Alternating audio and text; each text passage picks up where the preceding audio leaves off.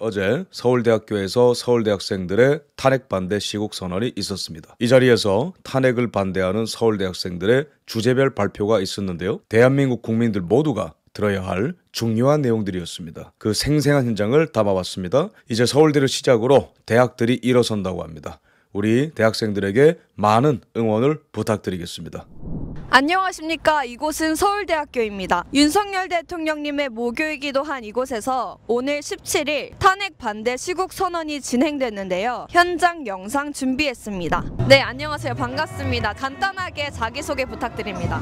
네, 안녕하세요. 저는 서울대학교 20학번 영어영문학과 이서진입니다. 탄핵 이후로 서울대학교 내에서 학생들의 분위기가 처음에는 찬성 여론만 많이 보도가 됐었는데요. 그 이후로 어떤 변화가 있었는지 설명 부탁드립니다. 네, 처음에는 계엄의 이유에 대해서 알지 못했기 때문에 계엄을 반대를 하였지만 에브리타임 게시판만 보아도 이제 점점 전국이 진행되는 것을 보면서 법치를 무너뜨리고 그런 공수처의 불법성, 그리고 이재명 대표는 재판은 이루어지지 않으면서 윤석열 대통령의 탄핵 절차는 그렇게 빨리 끝내려고 하는 모습들이라던가 헌법재판관들의 편파적인 모습들, 그런 거를 보면서, 그리고 민주당의 입법 독주 이런 것들을 보면서 여론이 많이 바뀌고 있습니다. 그래서 저희가 이 탄핵 반대 시국 선언 공지문을 올렸을 때도 좋아요가 200개를 넘어섰고 대부분의 댓글이 응원하는 댓글들이었고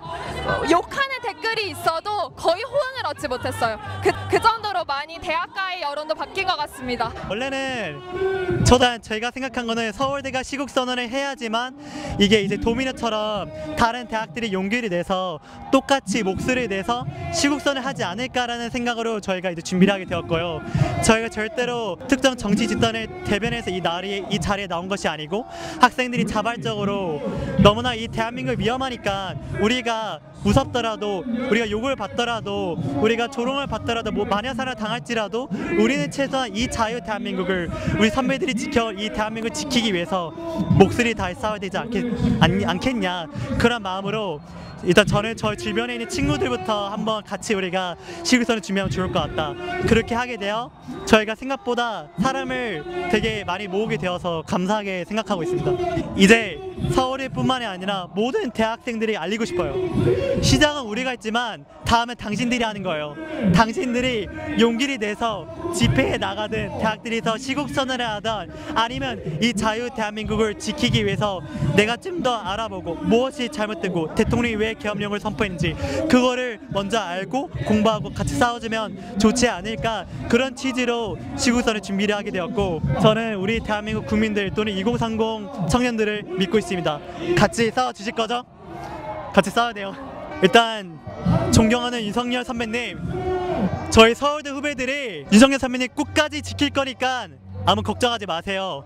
혼자 대한민국을 지키기 위해서 고군분투하시고, 아무도 자기 편이 없었는데 처음에 대통령 지지율 10몇 %까지 떨어지지 않았습니까? 너무나 괴롭고 힘들으셨는데 걱정하지 마세요. 대통령님, 우리 서울대 후배들이 앞으로 대한민국을 이끌어갈 우리 2030들이 대통령님과 함께 이 자유 대한민국을 끝까지 지키겠습니다. 그러니까 너무나 힘드시겠지만 우리도 같이 싸우고 있으니까 끝까지 버텨주세요. 그렇게 간절히 부탁드립니다. 그러니까 너무나 힘드시겠지만 우리도 같이 싸우고 있으니까 끝까지 버텨주세요. 그렇게 간절히 부탁드립니다. 윤석열 대통령님 화이팅! 안녕하세요. 저는 서울대 21학번 다니고 있는 재학생입니다. 탄핵 반대 시국 선언에 참여하시게 된 계기가 있을까요? 처음에 윤 대통령님이 비상계엄을 하신 직후에는 사람들이 이것이 굉장히 시대착오적이다라고 하면서 비상계엄에 대한 배경을 이해하지 못했는데요. 윤 대통령님이 대국민 담화를 하시면서 어떤 그 배경들이 많이 속속들이 나오고 있잖아요.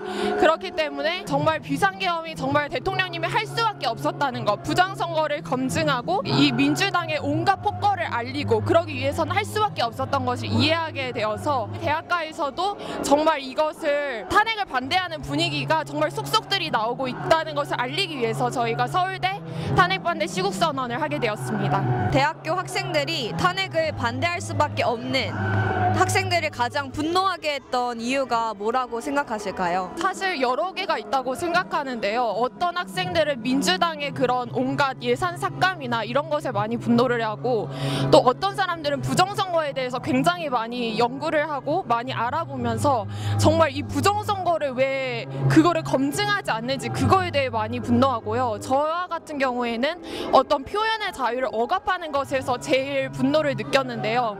카톡 계엄령 같이 정말 자유를 억압하는 것은 정말 전체주의 국가, 공산당 이런 데서만 할 수 있는 것 아닙니까? 이런 자유의 억압을 정말 당연하게 생각하면 절대 안 된다고 생각하고요.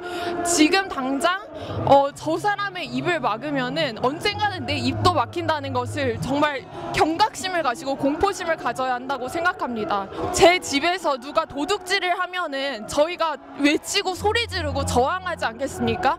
하물며 저희의 재산을 뺏길 때도 그러하는데, 저희의 자유가 저희의 눈앞에서 도둑질을 당하는데 정말 아무 말도 안 하고 침묵하고 있다는 건 너무 부당하다고 생각해서 정말 분노하여서 시국선언이 나왔습니다. 윤석열 대통령님께 하고 싶은 말 있으실까요? 저도 역시 정치에 대해서 큰 관심이 없는 사람이었는데, 이런 계엄령 이후에 저도 정치에 대해 정말 많이 알게 되었고요. 정말 제가 나라에 대해서 너무나 관심이 없었고 이 나라가 얼마나 심각하게 돌아가고 있는지를 전혀 인식하지 못하고 있었던 것에서 통렬히 반성하게 되었습니다. 비상계엄이 정말 필요한 일이었다는 것을 저는 정말 공감하고요. 오히려 해주셔서 너무너무 감사드립니다. 또 저희 서울대 사람들도 얼마나 이 상황에 대해서, 현 상태에 대해서 분노하고 있는 사람이 얼마나 많은지, 그리고 저희의 어떤 선배님이시잖아요. 윤 대통령님이 정말 자랑스러운 동문이시라는 것을 꼭 말씀드리고 싶습니다. 윤석열 대통령님, 조금만 더 힘내세요. 제가 오늘 부정선거 연설을 하면서 말을 했었는데, 저는 윤석열 대통령님께서 정말 법치마저 사망한 이 대한민국에서 국민 주권을 위한 그 정의롭고 공정한 선거를 회복하기 위해서 그렇게 사생 결단해 주신 거 너무 잘 알고 있고, 정말 저는 너무나 감사한 마음으로 윤석열 대통령님 돌아오시기를 기다리겠습니다.